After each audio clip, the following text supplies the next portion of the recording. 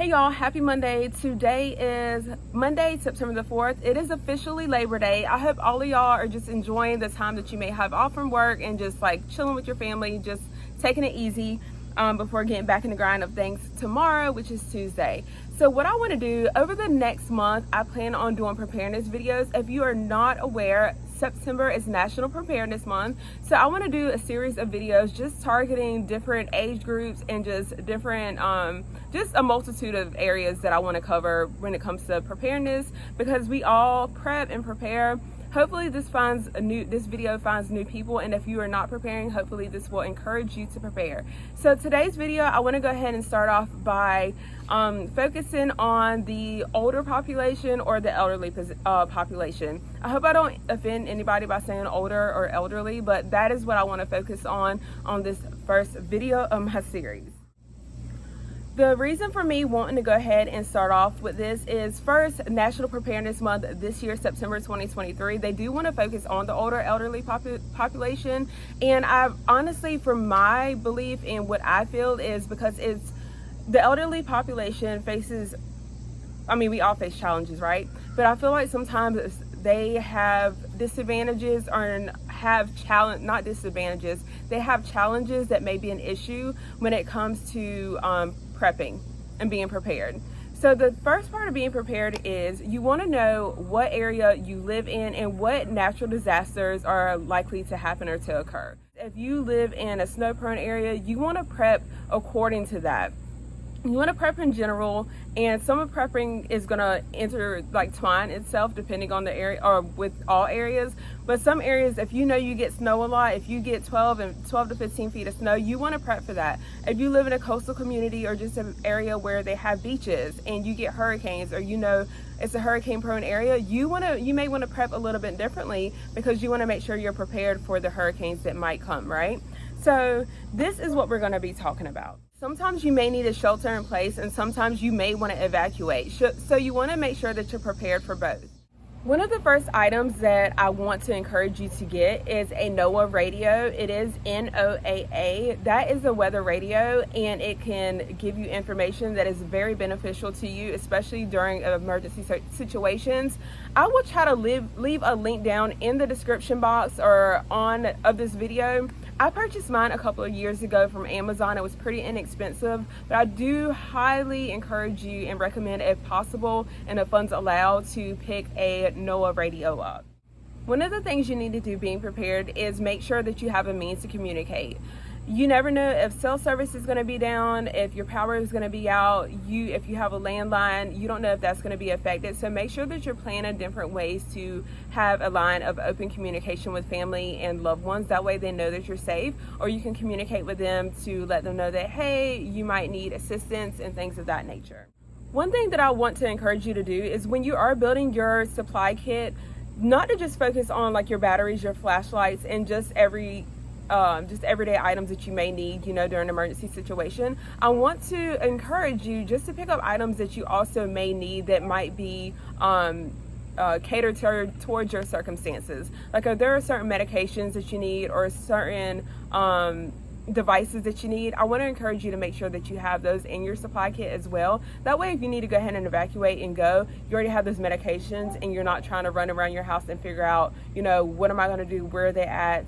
Because let's face it, when there's an emergency, sometimes, people are stressed out and you can't think exactly straight when you are in a high stressful time period or, environment. So that can affect the way things happen and what needs to be, what a person will grab and what they won't grab and what they remember. Another step in being prepared is making sure that you have transportation. Sometimes, like I said, certain disasters require evacuation. It may be better for you to go ahead and evacuate, or may be better for you to stay in your home. Whatever you guys decide will be safest for you and your family at that time. However, I do want to encourage you to have your transportation figured out. If that is, sometimes like before disasters happen, the city will have it so that buses come in and, transport people to another location, so they provide transportation. Sometimes you may have to provide your own transportation if you have a family friend or loved one that can assist you because you don't have a vehicle, but make sure that's all planned in advance. or at least you have some kind of a strategy as far as what you are going to do to be able to get out of the situation should you need to evacuate, and evacuate urgently. You don't want to sit up there and this is coming and they're expecting this to happen. Now, granted, there are situations that arise unexpectedly, and we can't exactly prepare for those, but we can prepare as best as possible just to already have like a game plan in place.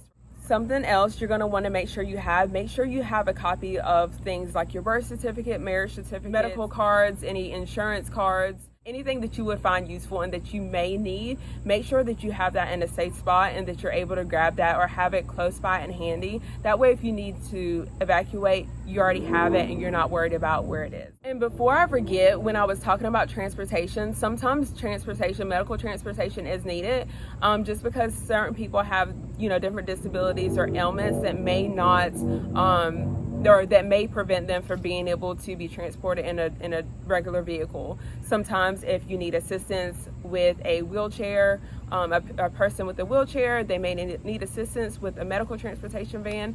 So make sure that you have those numbers handy as well. Again, that was going with the last section as far as like transportation. Speaking of wheelchairs, if you use any kind of like devices that assist you, whether that is a wheelchair, a walker, make sure that you have those on standby, or let the people know that you will be bringing this along with you, because sometimes those may need like a special spot for them to go in, or they just need to know that that is something that you have to take with you.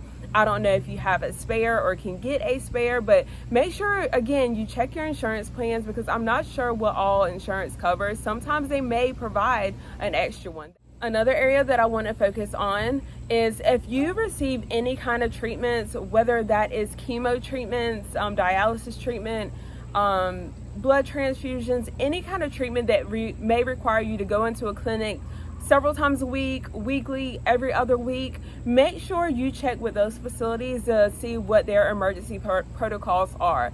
See what steps they have in place, should a natural disaster occur, because regardless of whether a natural disaster occurs or not, you are still going to need that treatment. You're still going to need that dialysis treatment. If you're getting it 3 times a week, you can't go multiple weeks without getting that dialysis treatment. So just make sure you talk to your facilities in those places just to see what they have in place. When it comes to your pets, make sure that you have a place for your pets to go if you need to evacuate. Certain places will not allow you to bring pets. If you have to go to an emergency shelter because of an evacuation order or just for safety reasons, make sure that your pets have somewhere to go, and you want to plan for that too. I do know sometimes vets offices will hold your pet for you, during disasters and everything like that, but make sure that's one of the things that you're checking into as well. If your pet has medications or anything like that, make sure that you have extra dosages on hand if possible.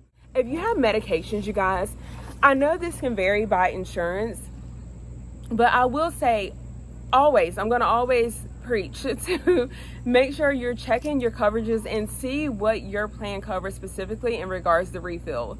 Some medical plans, have it so that you can only get a refill every 30 days. Sometimes you can go ahead and pre-fill up to 90 days, but make sure you're checking. That can be one less stressor.